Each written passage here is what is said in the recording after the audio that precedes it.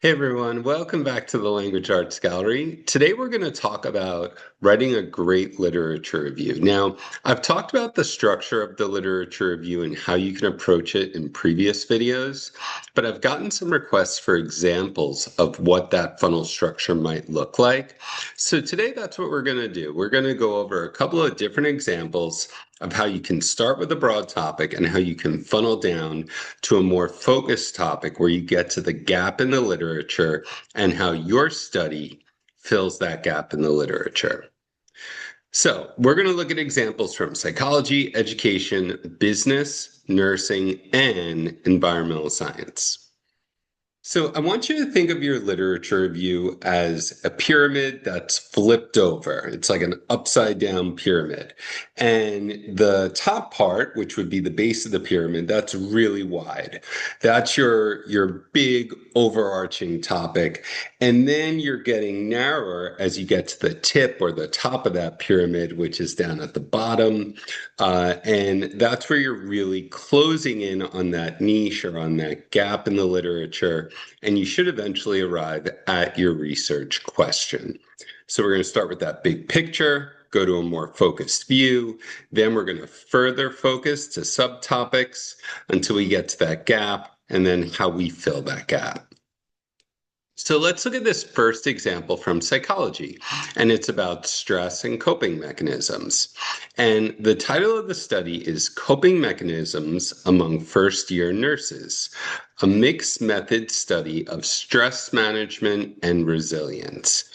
So we want to start with a big, broad, overarching topic. So we're going to talk about general research into stress, and we're going to talk about the psychological and physiological effects of stress. So you can tell that's a really broad topic, and it's not narrow enough or focused enough to get at the title or the topic of this study, the niche that we're going to be addressing.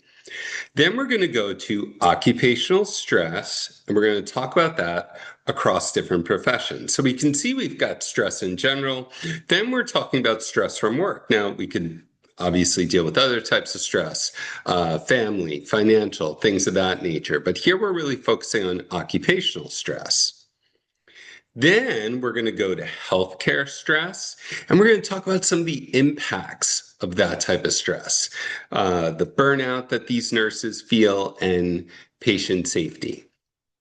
Then we're going to talk about the coping mechanisms, mindfulness, resilience, and other coping mechanisms. And that's going to bring us to that gap, how early career nurses develop coping strategies. So it's important. We couldn't just say we're going to talk about research into stress, and then we're going to get right into how early career nurses or even how nurses develop coping strategies. And remember, you're always looking for that gap. So you could have something that dealt with how nurses develop coping strategies.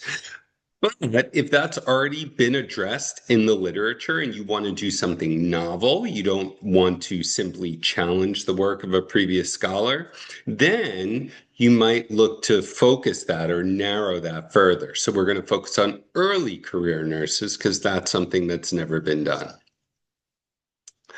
Okay, let's look at our second example, and this one comes from education, and it's related to online learning and teacher feedback. So, novice teacher feedback practices in virtual high schools, a qualitative exploration. That sounds like a very interesting study. So, we're going to start with online learning, which is obviously very broad, and we're going to talk about the transformative impact that technology's had on education. We could even start broader with educational technology, but I think online learning is a good place to start here. We could talk about interaction as being key to the online learning process. We could talk then about feedback as being central to learner engagement, to learning outcomes. And then we want to focus that down. We're going to talk about student perceptions of feedback. Then we're going to talk about strategies that teachers use to generate or to give feedback to students. And that should lead us to that gap, which is how do novice online teachers develop these strategies? Now, again, if there's not been any research on how online teachers develop feedback strategies, then you could deal broadly with how all teachers develop feedback strategies. Some people might say, well, why wouldn't I just focus further and go to novice online teachers? Well, you could. Just remember, when you talk about novice teachers, you're going to be further restricting the population of teachers that are available to you. If you have access to an ample number of participants and you're going to have no problem getting participants for your study, this is a qualitative study, so you're likely not going to need as many participants, then that's fine. You can do that. So that's up to you. But again, here we want to start broad and we're narrowing that scope. Now let's go to number 3. This is from business, and this is leadership and inclusive remote teams. So my background's in educational leadership, so I think this is really interesting. So this broad topic, or the topic for this study, is inclusive leadership and psychological safety in remote teams, predictors of innovation in digital organizations. So leadership, and again, for my review, I started with this a historical approach to leadership studies and different approaches to leadership over the years. And then we've got that chronological format where we're arriving at transactional and transformational leadership. And with transformational leadership, then we're going towards inclusive leadership. Then we're going to need to shift focuses, and this happens a lot, and this has happened to me in several literature reviews that I've done, where I've got two very broad topics, where I've almost got like two funnels. I sort of got a funnel, and then I've got another one that goes off to the side, if that makes any sense. So you're going to need to give some background on remote work here. And then that's going to kind of bring you back into your funnel, where you're sort of giving background on remote work, and then you're tying those two things together. You're going to talk about the nature of previous scholarship on inclusive leadership in remote settings, and that should lead you to your gap on how psychological safety drives innovation remotely. And you could even talk, I would even bring innovation further up in the funnel, where we're talking about transformational and inclusive leadership. You could talk about the impact of that, and creating more innovative environments is certainly an impact of transformational leadership. Number 4, nursing, patient safety to pediatric medication errors, intershift communication and medication error reporting among pediatric nurses, a case study approach. So you're going to start with patient safety in the field of nursing, and you can talk about this with a global perspective. You can talk about medication administration.